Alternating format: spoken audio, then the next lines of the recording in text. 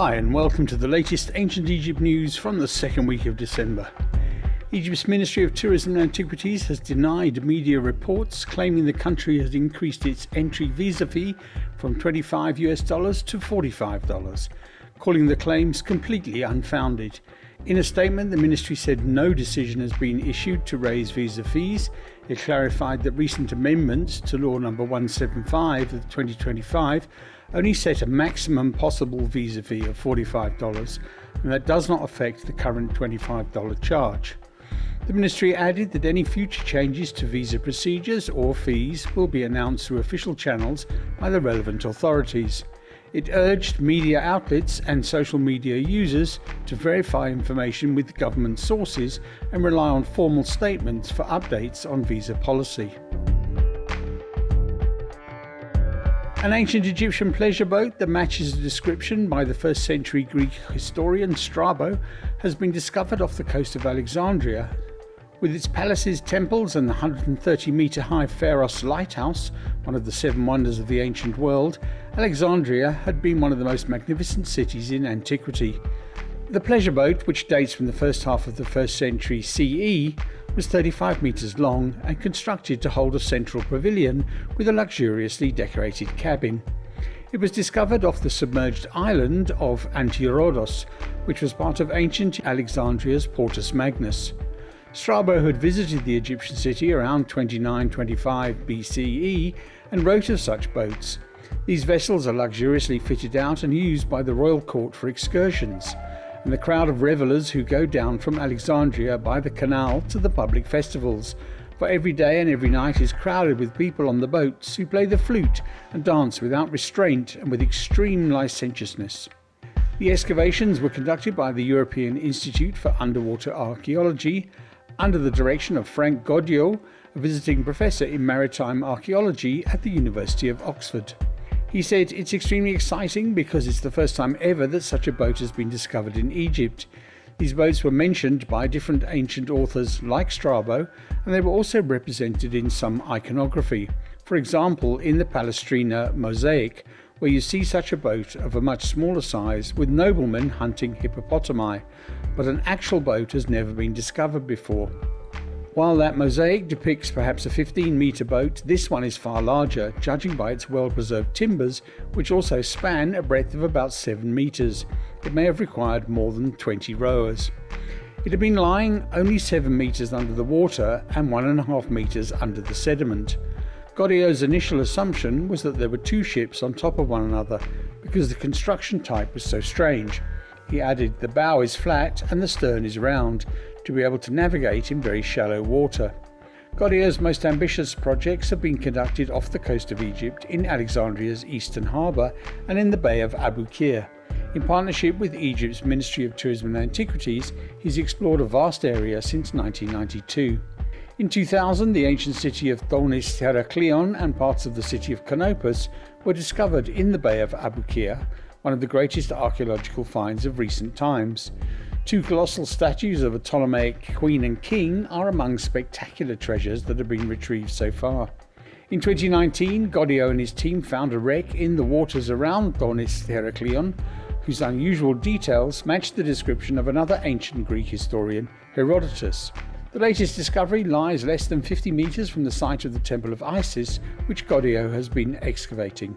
He believes the boat could have sunk during the catastrophic destruction of this temple around 50 CE. After a series of earthquakes and tidal waves, the Portus Magnus and parts of the ancient coastline sank beneath the sea, engulfing palaces and other buildings. Although research into the wreck is still at an early stage, it promises to reveal new insights into life, religion, luxury and pleasure on the waterways of early Roman Egypt, Goddio said. Professor Damien Robinson, the centre's director, said of the new discovery, "It's a type of ship that's never been found before. While we can read about cabin boats in ancient texts and see them in the artistic record, it's phenomenal to have the archaeological correlate."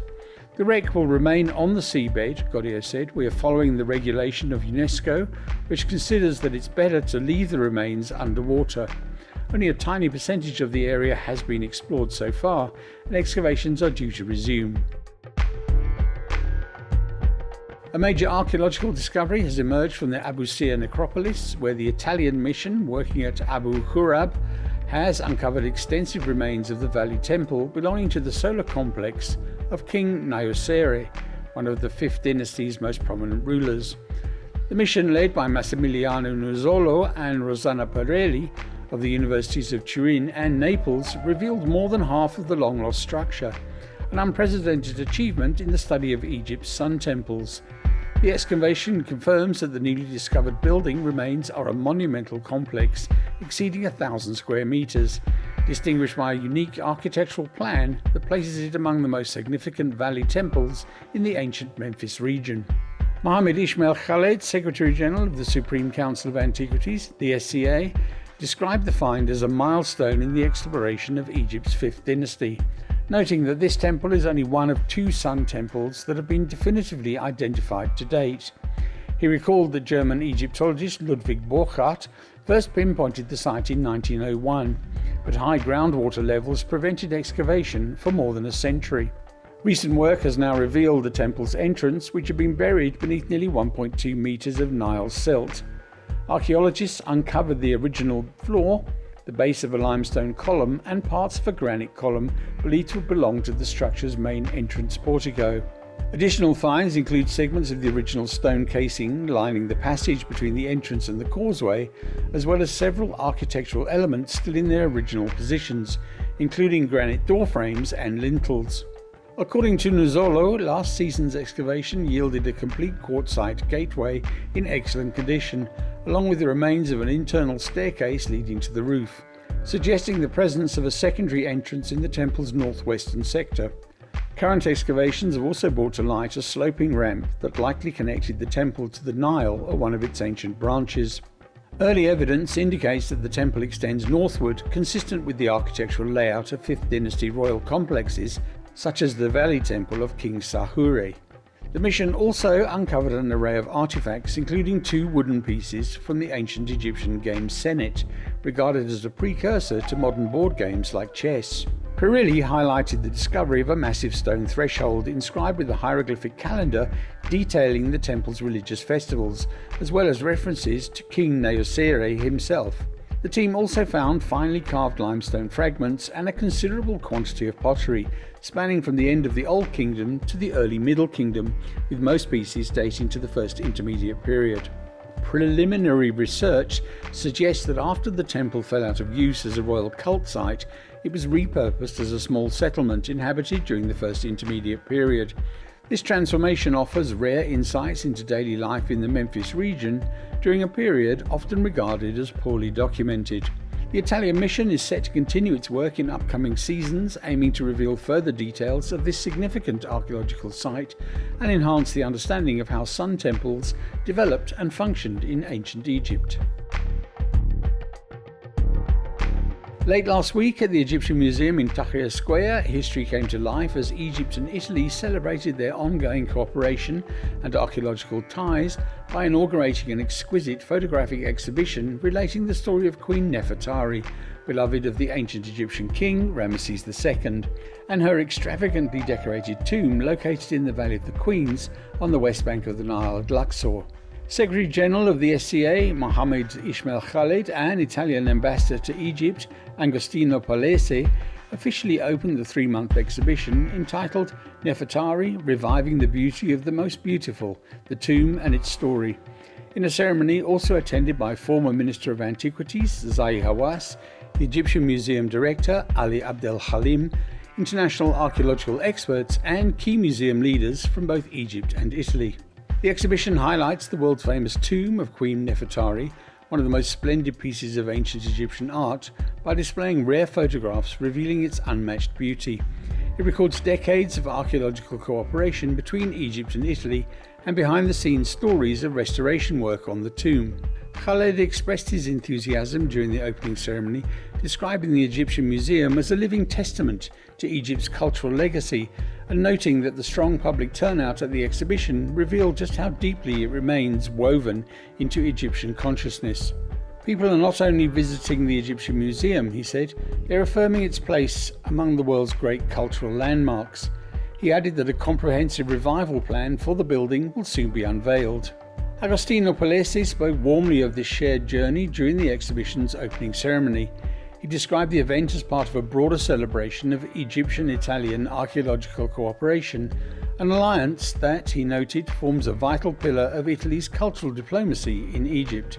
He thanked the numerous institutions and experts who have contributed to the event's success and praised the Italian archaeological missions whose discoveries and scholarship continue to illuminate new chapters of Egypt's ancient history. He also highlighted the remarkable Treasures of the Pharaohs exhibition in Rome, calling it an historic moment as it represents the largest showcasing of ancient Egyptian civilization to be held in Italy for more than 2 decades.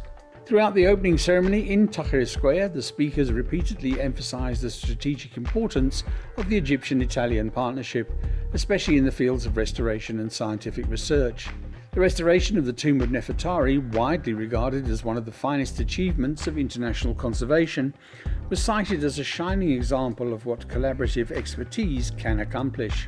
A dedicated symposium delved even further into the story of Nefertari's tomb, exploring its artistic splendor, its historical context, and the painstaking restoration work that has saved it from deterioration. Experts from both nations shared insights that underscored the tomb's enduring mystique and the scientific rigor behind its preservation. The event highlighted that the Nefertari exhibition is far more than simply an artistic display. It's a celebration of cultural stewardship, a testament to the years of preservation work that has rescued one of ancient Egypt's most breathtaking masterpieces, and a reminder of how cultural diplomacy can breathe new life into shared heritage. It stands as another chapter in a partnership between Egypt and Italy that continues to shape how the world engages with and safeguards the treasures of antiquity.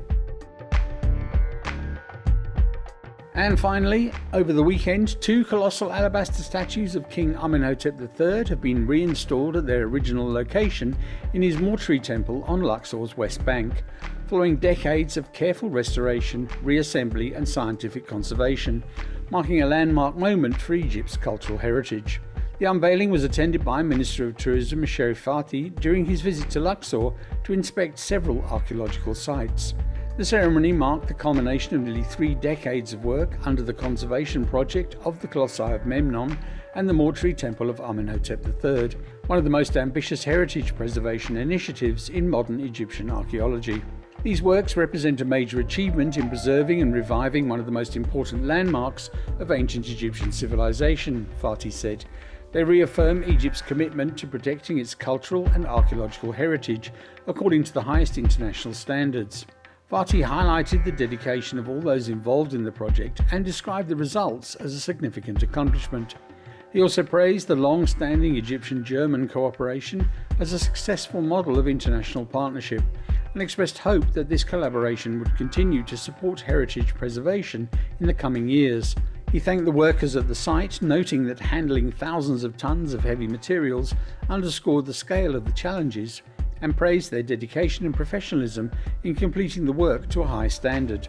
The project, launched in 1998, is a collaboration between Egypt's Supreme Council of Antiquities and the German Archaeological Institute in Cairo, Johannes Gutenberg University in Mainz, and international partners, including the World Monuments Fund.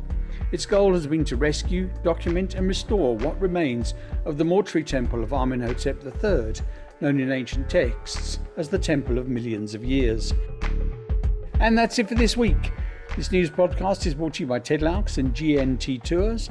Ancient Egypt News now rated in the top 5 Egypt history podcasts according to feedspot.com. For 2026 tour dates, please check out our website gnttours.co.za. Follow us on social media and now on YouTube. Thanks for listening to this episode. Please feel free to comment and share. Until next time, thanks again. Cheers. Bye-bye.